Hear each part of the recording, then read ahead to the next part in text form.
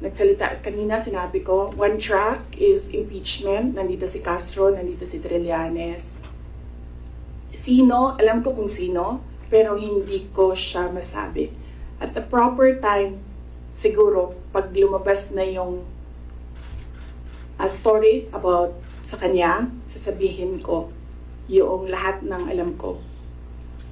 Pero hindi pa kasi lumalabas dito sa hearing yung pangalan niya eh. So, pag merong nagsalita dyan about sa kanya, sasagutin ko. Sasabihin ko kung sino. So, iisa lang ang handler ni Risa Ontiveros, ni Sonny Trillanes, at ni Franz Castro. Although si Franz, parang I think she's serving two masters. Hindi siya direct doon sa isa. Dito lang siya sa isa. Isa lang ang handler nilang tatlo. Kasi ang dami nyo ng materials.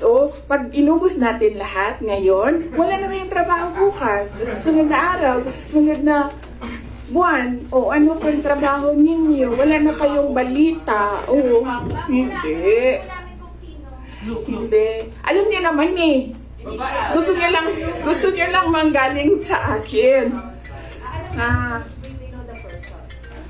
Alam niyo kung sino. Gusto niyo lang manggaling sa akin.